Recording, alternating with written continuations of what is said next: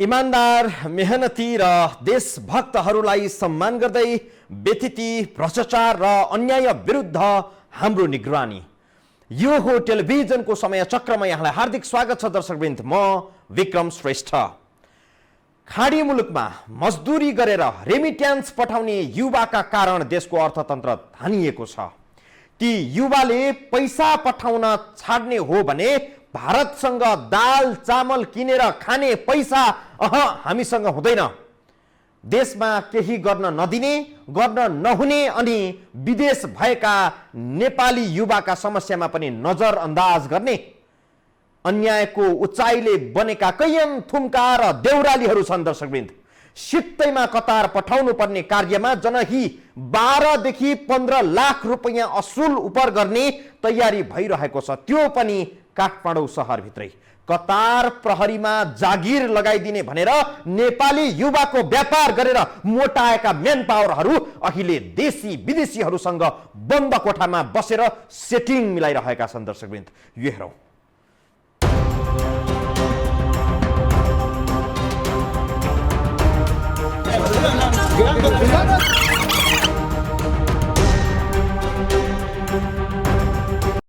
नेपाली युवालाई यो वा त्यो रोजगारीका बहानामा खाडी मलेसिया पुर्याउने र बिचल्ली पार्ने पुरानो धन्दामा अहिले अर्को एउटा डरलाग्दो खेल काठमाडौँमा भइरहेको छ।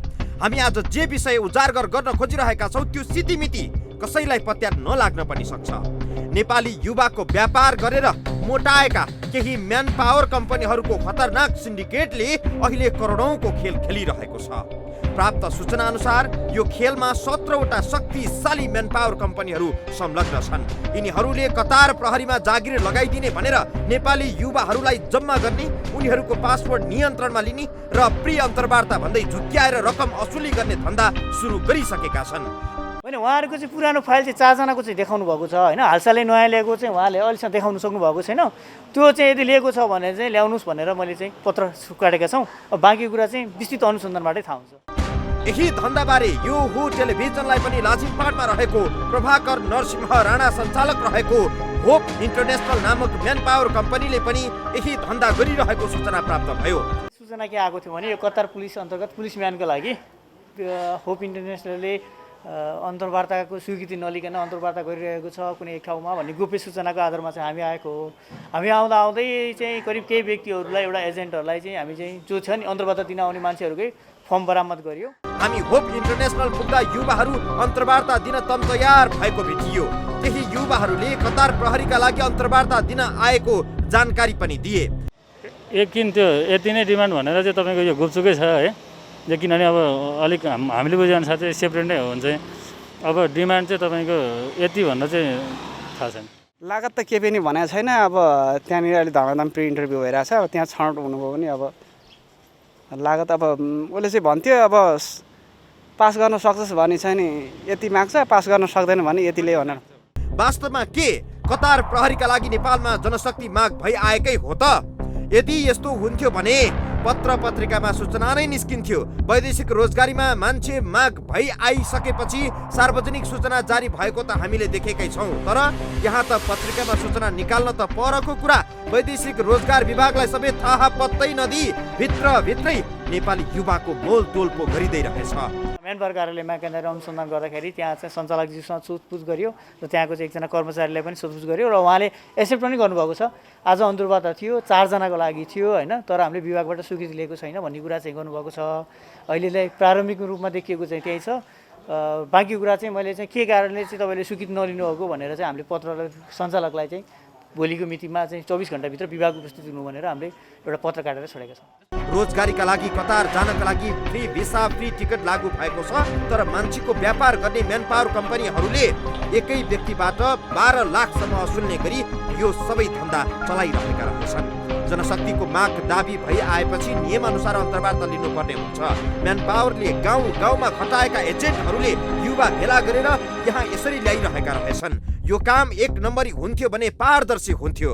अहिले नेपालका शक्तिशाली भनिएका 17वटा म्यानपावर कम्पनीले होपमा गरिएको जस्तै धन्दा गरिरहेका छन्। वैदेशिक रोजगार विभागले सोमबार पनि गौरीघाट स्थित डिडी ह्युमन रिसोर्स प्राली र धापासीमा रहेको SOS म्यानपावर सर्भिसेसमा पनि यस्तै क्रियाकलाप भइरहेको अवस्थामा वैदेशिक रोजगार विभागको टोलीले छापा मारेको थियो। कतार प्रहरीका लागि तालिम भन्ने प्री अन्तर्वार्ता भन्दै अहिले काठमाडौँका 17 म्यानपावर कम्पनीले यही धन्दा चलाइरहेका छन्। पैसा लिनै नपाइने नियम हुँदा हुँदै एक युवाबाट 12 लाख रुपियाँ असुल हुँदा 3000 युवाबाट 3 अर्ब 60 करोड रुपियाँ अवैध असुली हुन लागेको छ। तर उहाँहरूको चाहिँ अलिकति शङ्कास्पद के देखिएको छ भने बढी मात्रामा चाहिँ भएको हुनाले पछि केही डिमान्ड आउँदैछ कि भन्ने चाहिँ शङ्कास्पद रहेको छ। अहिले प्रारम्भमा देखिएको कुरा चाहिँ नियम अनुसार कसैले 3 अर्ब होइन 3 खर्ब कमाए पनि कसैको टाउको दुखाइ हुँदैन।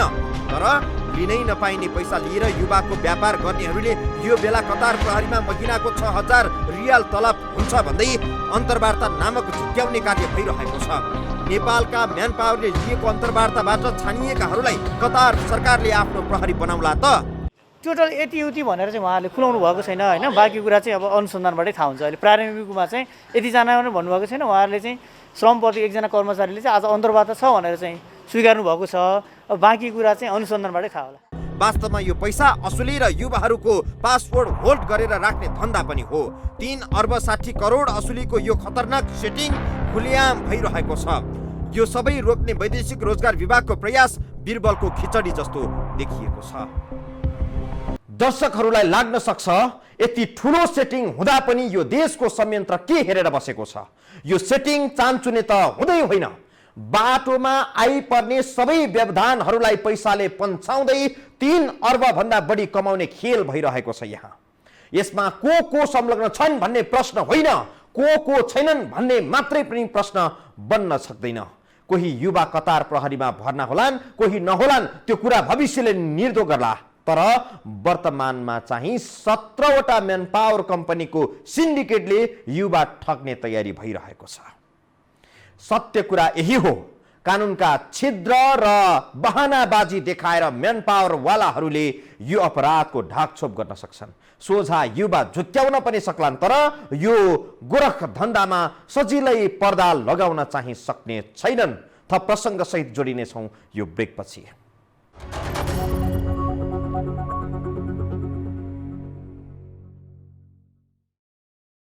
कतार प्रहरीमा जागिर लगाइदिने भनेर केही म्यानपावरले के पापड बेलिरहेका छन् त्यो हामीलाई पनि थाहा छ। वैदेशिक रोजगार विभागले पनि आफ्नो क्षमताले भ्याएसम्म हस्तक्षेप गरेको छ। तर यो विषय विभाग मात्रैको भन्दा पनि राज्यकै ध्यान तानिनुपर्ने प्रकृतिको गम्भीर छ। युवाको व्यापार गरेर अरबौं कमाउनेहरूको नियत स्पष्ट भइरहँदा पनि सरकार यति शान्त बस्न मिल्छ? विभागको सीमित स्रोत साधनले यो गोरख धन्दाको केस्रा केलाउन सम्भव छैन। यसकारण सरकारले यो प्रकारको गहन अनुसन्धान गर्न छानबिन समिति नै गठन गर्नुपर्छ। गाउँ एजेन्ट खटाएर युवा भेला पार्ने अनि प्री अन्तर्वार्ताको नाममा पासपोर्ट राख्ने, पैसा उठाउने, मेलो गर्ने होप इन्टरनेसनलमा मंगलबार के भयो अरु यो हेरौँ। 45 सिडी 009 नम्बर लेखिएको यो नीलो नम्बर प्लेटको गाडी नेपाल स्थित कतारी दूतावासको हो।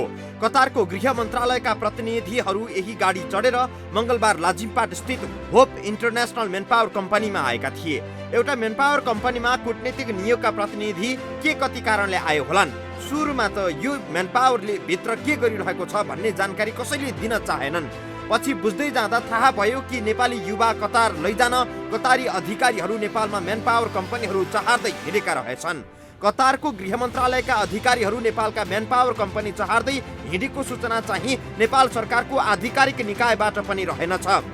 यही गाडी चलाउने चालकसँग सोधपुछ गरेपछि मात्रै गाडीमा कतार सरकारका मानिसहरू सवार भएर होप इन्टरनेसनल आएको थाहा भयो। तपाईँ हुनुहुँदो रहेछ नि त यहाँ, तपाईँ खोल्नु नि त, खोल्नु। तपाईँ कहाँको परिचय दिनु न।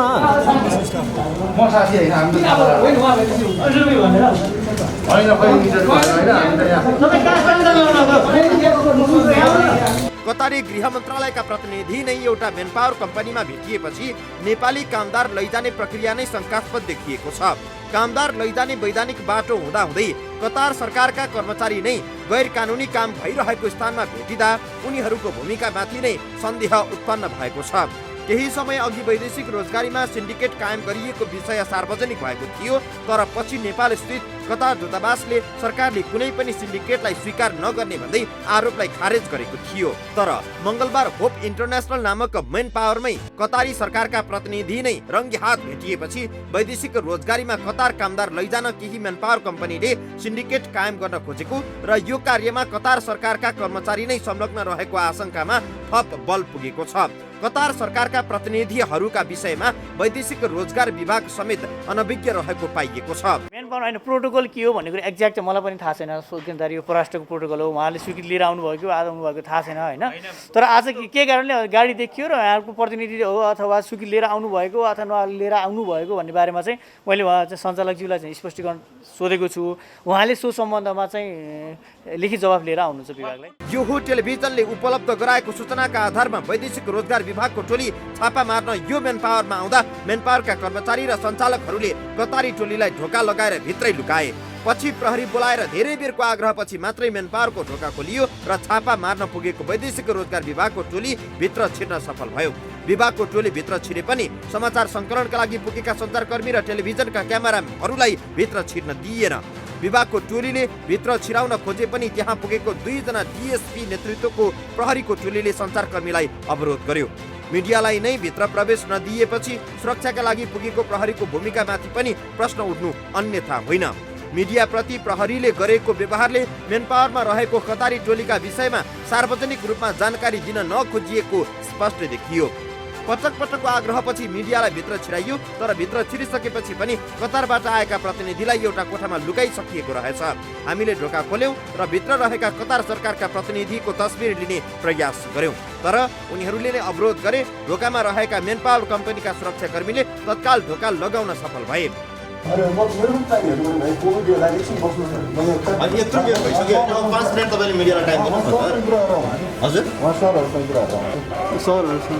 पहिला मिडियासँग चाहिँ कुरा गर्नु पर्छ, हामीलाई पनि ढिला हुन्छ नि त। फेरि अब यत्रो अडियन्सको कुरा छ, सारा कुरा छ होइन।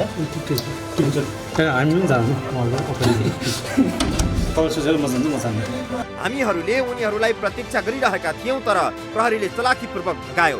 उनीहरू मेन पावर कम्पनीको कम्पाउन्डमा पार्किङ गरिराखेको गाडीमा चढेर भाग्न सफल भए।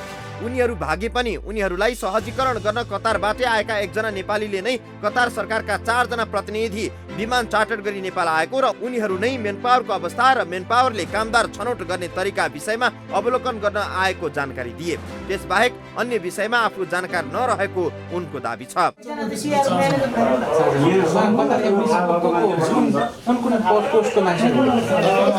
कतार एम्बेसीबाट डेलिगेट एक्चुअली मिनिस्टर फरेन अफेयरबाट पनि एप्रुभ भएर आएको त उहाँको कतारको एम्बेसी र यहाँको एम्बेसी वान भएको कुन हिसाबले चाहिँ हामीले चाहिँ अन्तर्वार्ता गर्ने भन्दा पनि यो जुन आएको मेहमान हुन्छ डेलिगेट्सहरूलाई यिनीहरूलाई चाहिँ हामीले चाहिँ अफिसर हेरेर कुन हिसाबले प्रेजेन्ट गर्न सक्छ सक्दैन भनेर चाहिँ कतार सरकारका प्रतिनिधिहरूलाई एक कोठामा लुकाएर अर्को कोठामा वैदेशिक रोजगार विभागको टोलीले बयान लिइरहेको थियो।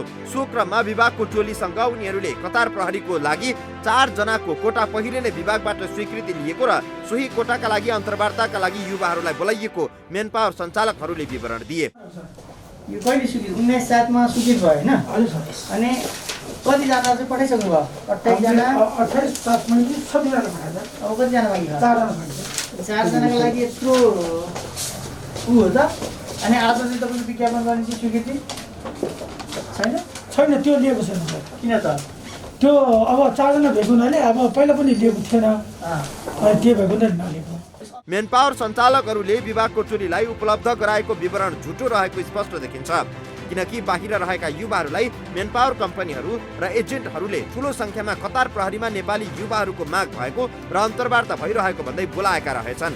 अन्तर्वार्ताका लागि आएका युवा कतार प्रहरीमा जानेसँग 12 देखि 15 लाख उठाउने तयारी भइरहेको बुझिएको छ, तर अन्तर्वार्तामा आएकाहरू चाहिँ 4-5 लाखमा जान पाइने आशामा रहेको पाइयो। पास गरे भने त्यही अब 5-6 लाख 4-5 लाख अब मान्छे हेरेर अब कुरा गर्छ भन्छ।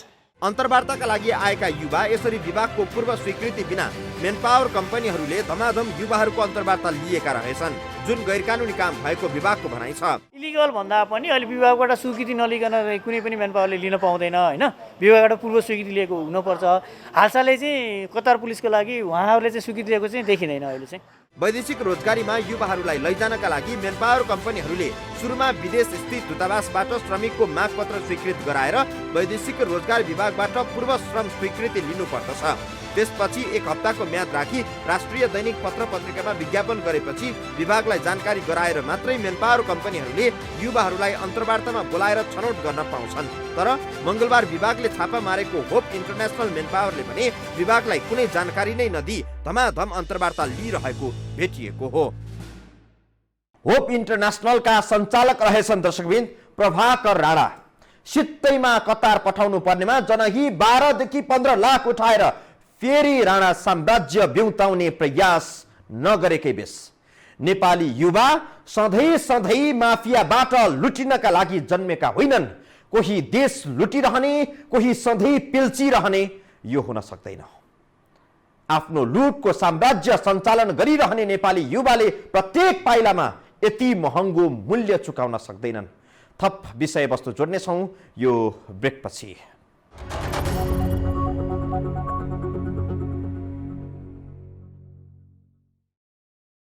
डिपार्टमेन्टल स्टोर भित्र एयर कन्डिसन भएको कोठामा काम गर्न भनेर भेडा चराउने काममा पठाउने धेरै म्यानपावर कम्पनीहरू देखियो। श्रम स्वीकृति नभई पनि पर्यटक भिसामा खाडी पुर्याउने, त्यही 2-4 महिना बिचल्ली पार्ने अनि 5-10 हजार जोगिने काम खोजेर अल्मल्याउने व्यवसायी पनि धेरै छन्। व्यवसायका नाममा माफिया राज चलाइरहेका केहीका कारण 800 भन्दा बढी व्यवसायी आज बदनाम बनेका छन्।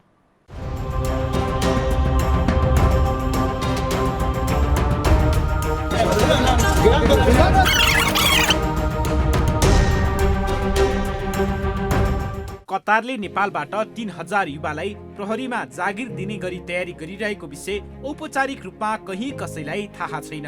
तर गाउँ-गाउँबाट मेनपावरका एजेन्टहरूले युवा जम्मा गरिसकेका छन्। कतार प्रहरीमा जागिर लगाइदिन्छौ भन्ने विश्वास दिलाउन नेपालका मेनपावरहरूले अवैध अन्तर्वार्ता पनि लिन थालेका छन्। 3000 युवालाई आकर्षक जागिरमा पठाउन नेपालका मेनपावरहरूले 12 देखि 15 लाख जनै लिने तयारी गरेको बताइन्छ।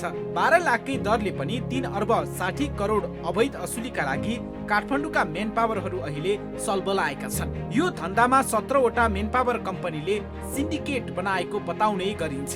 जस अनुसार होप इन्टरनेसनल, अल थाक्वेत, SOS, TD, Raj, Al Rayan, Gorkha Encounters, Superb, Kailash, New Pathibhara, David Foreign, Dharma Overseas, Kanchan Human Resource, Sound Lines गरी 17 मेनपावर कम्पनीले अहिले धमाधम अवैध अन्तर्वार्ता लिने, पासपोर्ट राख्ने, बायोडाटाहरू सङ्कलन गर्ने जस्ता कार्यहरू गरिरहेका छन्।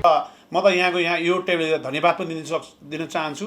त्यस्तै गरी नेपाल सरकारको विभाग, श्रम मन्त्रालय, यिनको पनि कानमा पुग्नु पर्यो। आज व्यवसायलाई करोडको ठगी धन्दामा चाहिँ बिना पूर्व स्वीकृति व्यवसायले अन्तर्वार्ता लिन्छ भने श्रम विभागले गरेर त्यसलाई सिल हाल्नु पर्यो, कारवाही गर्नु पर्यो। यो त गर्नु पर्यो नि त।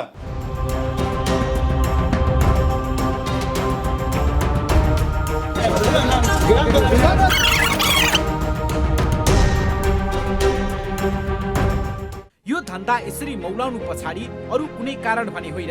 अवैध असुलीकै लागि नेपाली युवाको व्यापार गरेर मोटाएका म्यान पावर कम्पनीहरू लागि परेका छन्। एक व्यक्ति कतार प्रहरीका लागि पठाए बाबत कतार सरकारले नै $1500 नेपाली म्यान पावर कम्पनीहरूलाई भुक्तानी गर्छ। यही भुक्तानीका आधारमा प्री भिजा, प्री टिकट दिनुपर्ने हो। नेपालमा नियम अनुसार प्राप्त हुने कमाईमा कसको चित्त बुझ्छ र? लाखौं लाख एकैपटक कमाउने धन्दामा लागेकाहरू अहिले देशमा भएको ऐन, कानुन, नीति नियम मिचेर यस्ता क्रियाकलापहरू गरिरहेका छन्। यस्तो क्रियाकलापको विरुद्धमा वैदेशिक रोजगार व्यवसायीहरू समेत उभिएका छन्। यसमा जाने कामदारको हित विपरीत, नेपाल सरकारको कानुनको हित विपरीत, नेपाल वैदेशिक रोजगार व्यवसायी सङ्घको मर्म विपरीत जुन एजेन्सीले आज जुन कार्य गरिरहनु भएको छ यो नितान्तै गलत छ। नेपाल वैदेशिक रोजगार व्यवसायी सङ्घ यसलाई नितान्तै निन्दनीयको कुरा छ। हामी यसको लागि भोलि विभागमा जाने, श्रम मन्त्रालयमा जाने, यदि उहाँले साँच्चीकै यो प्रक्रियामा अगाडि बढेको हो भने उहाँहरूको धरौडी जफत गरेर मेन पावरलाई सिल गरेर कारबाहीको दायरामा ल्याउनु नै पर्छ। मङ्गलबार होप इन्टरनेसनलमा जे भइरहेको थियो हामीले देख्यौँ।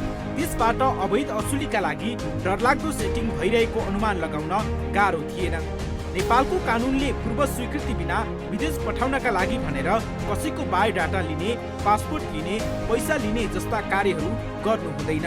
तर यी व्यक्ति त कतार प्रहरीका लागि भनेर आएका युवाको कागजात बोकेर प्रहरी अगाडिबाट भाग्न खोज्दा खोज्दै पक्राउ परे।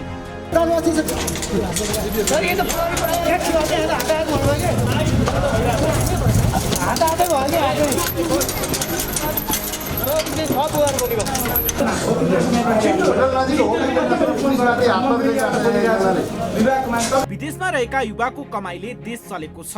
भारतबाट दाल चामल किनेर खान पनि रेमिट्यान्सको भर पर्नुपर्ने अवस्था छ। 45 देखि 50 डिग्री तापक्रममा नेपाली युवा खाडीमा पसिना बगाउँछन्। तिनै युवा ठगिने र लुटिने धन्दा खुलिआम राजधानीमै हुन्छ। कतार पुलिसको चाहिँ आज फाइनल इन्टरभ्यू छ, त्यही भएर हजुर म चाहिँ मेन पावरबाट भन्दा पनि अब हाम्रो अब यहाँ साथीको चाहिँ भिनाजु चाहिँ एउटा सेक्युरिटीमा हुनुहुन्छ, सेक्युरिटीको चाहिँ तपाईँको एमडी हुनुहुन्छ।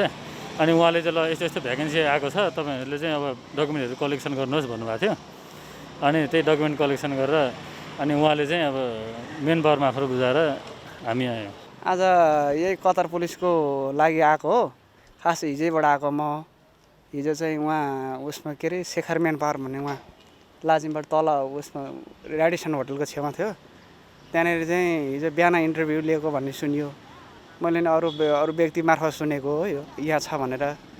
अरू त्यति थाहा नै हुँदैन यो आएको र गएको भन्ने कुरो। यो धन्दामा जानेर वा नजानेर कतार सरकारका प्रतिनिधि पनि जोडिन पुगेका छन्। वैदेशिक रोजगार विभागको टोली सञ्चार माध्यमहरू पुग्दा होप इन्टरनेसनलले कतारी प्रतिनिधिहरूलाई लुकाएर राख्यो। प्रक्रियामा खोट भएको भए कोही भाग्नै पर्दैन थियो। भाग्दा भाग्दै यो गाडीको लुकिङ ग्लास भाँचिने पनि थिएन।